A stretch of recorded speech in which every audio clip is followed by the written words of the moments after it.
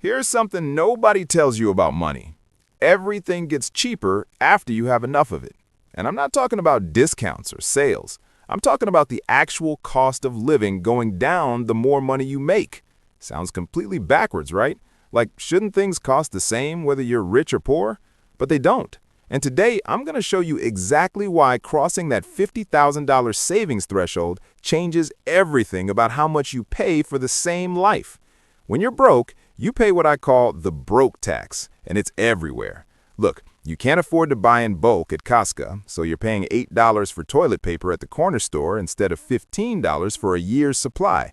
You're spending more per unit because you can't afford the upfront cost. You can't afford the $200 quality boots that last 10 years, so you buy the $40 pair at Walmart every single year. Over that decade, you've spent $400 on boots. The person who could afford the upfront cost spent $200. You overdraft your account because your paycheck hits on Friday, but your rent clears on Thursday. That's a $35 fee. Times 12 months, that's $420 a year just in overdraft fees. Late fee on a credit card, $25. Miss a utility payment, another $15. These aren't occasional slip-ups. They're a monthly reality for millions of people. No credit score means your car insurance is literally double what mine is. Same car, same driving record. You pay $200 a month, I pay $100.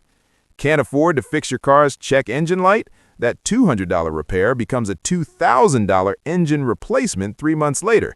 But you still can't afford that, so you take out a payday loan at 400% APR. Being poor is expensive, and this isn't just anecdotal. A study by the Brookings Institution found that low-income families pay about $40,000 more over their lifetime just in fees and interest compared to middle-class families. The Federal Reserve found that 40% of Americans couldn't cover a $400 emergency expense without borrowing money or selling something. Think about that. A car repair, a medical bill. That's a crisis. And when you're in crisis mode, you make expensive decisions. You take the first loan you can get, you pay whatever interest rate they offer because you don't have options. But here's what most people don't realize. These aren't personal failures. This is the system working exactly as designed. Banks make $11 billion per year just on overdraft fees alone.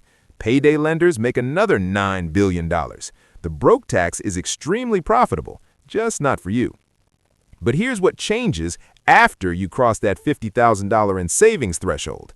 Suddenly, you can afford that $200 pair of boots. One purchase lasts 10 years. You just saved $200. You have $10,000 sitting in your savings account as a buffer. No more overdraft fees, no more late fees because you're not juggling which bill to pay when. That's $500 a year right there. Your credit score is now 750 plus because you're not missing payments. When you go to buy a $300,000 house, you qualify for a 6% interest rate instead of 7.5%. Let me break down that math.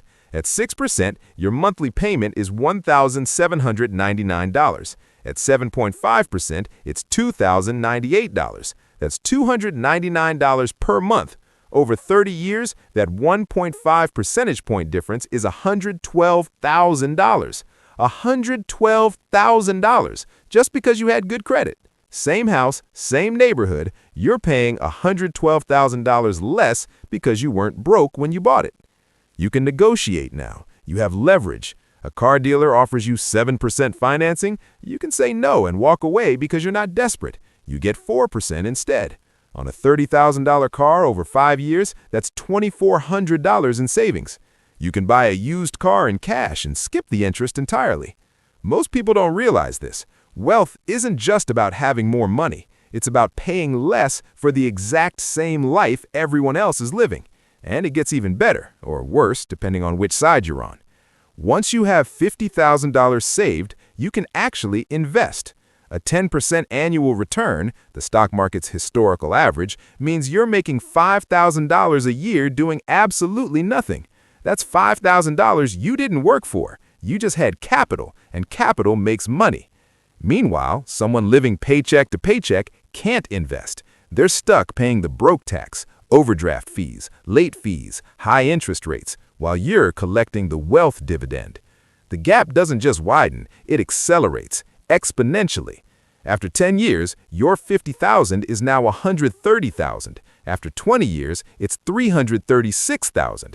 After 30 years, it's $872,000. And that's without adding another dollar, just the initial $50K compounding. The person who never escaped the broke tax, they're still living paycheck to paycheck, paying double for everything with nothing to show for it. Now you might be wondering, why 50,000? Why is that the magic number? It's not arbitrary. 50 grand is about where you have enough cushion to stop making desperate decisions. It's enough to cover 6 months of expenses for most people. It's enough to buy a reliable used car in cash. It's enough to put 10% down on a house in many markets. It's enough to stop paying the broke tax. Below 50K in savings, you're still vulnerable. One bad month, one emergency, one surprise expense, and you're back in crisis mode making expensive decisions. Above 50K, you have options. You have time. You can wait for the right deal. You can say no to bad offers. You're not desperate, and desperation is expensive. That's why the first 50K is the hardest. It's not just about accumulating money. It's about crossing the threshold where the system stops punishing you for being poor and starts rewarding you for having capital. It's the difference between the game playing you and you playing the game. So how do you get there? You live below your means until you hit that 50K mark. Not in retirement accounts where you can't touch it, not in your house. Liquid, accessible cash that gives you options and eliminates the broke tax. Every dollar you save isn't just a dollar, it's a discount card for your entire life. It's lower insurance rates, it's better interest rates, it's the ability to negotiate, it's freedom from fees. That first 50K is your ticket out of the broke tax and into the wealth discount. And once you're there, the system that was working against you starts working for you.